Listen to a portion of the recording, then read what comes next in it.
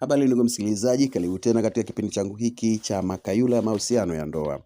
Jinsi gani ubize unavyoweza kusababisha upweke kwa mwenzi wako. Kuna ndoa ambazo ukizifuatilia zitakatisha sana tamaa.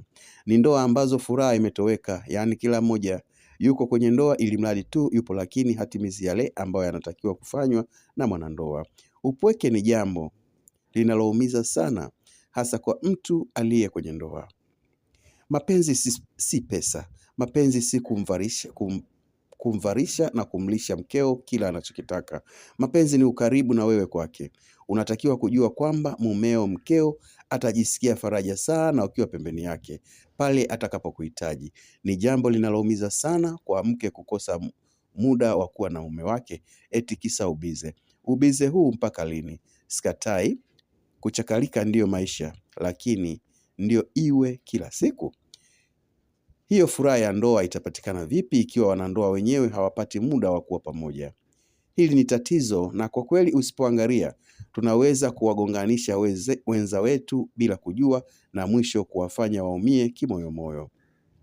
Lakini cha ajabu ni kwamba kama ilivyo kwa wanaume, wapo wanawake pia ambao wanajifanya wako bize sana na maisha kuliko kuzijali ndoa zao. Yaani wao wanakutana na wanaume zao kwenye tendo la ndoa tu kwa masharti na tendo kwa ratiba. Mapenzi gani haya? Mumeo anataka haki yake, unamwambia umechoka. Sasa kuna faida gani ya wewe kuolewa? Kama unahisi kazi ni bora kuliko kumjali mumeo, heri uwe muwazi kwake ili aoe mwanamke mwingine atakayejali hisia zake. Kikubwa ninachotaka kusisitiza kwenye makala yangu haya ni kwamba kila aliye kwenye ndoa ahakikishe anatenga muda wa kutosha wa kuwa karibu na mwenzi wake, bila kujali ubize unaotokana na mishemishe za kimaisha.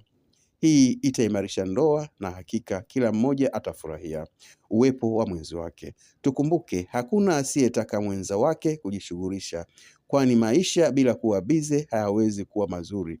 Lakini sasa ubize huu ukizidi kiasi cha kumfanya mwenzi wako akawa mpweke, inakuwa sio poa kabisa kabisa kabisa. Hili leo nilikuwa nataka niwaambie ni jinsi gani ubize unavyoweza kusababisha upweke kwa mwenzi wako.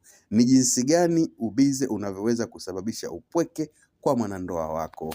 Ni jinsi gani ubize unaweza kusababisha upweke kwa mtu uliyempenda wa dhati. Ili si kwa wake tu waliooa, bali hata kwa wale wachumba waliochumbiana.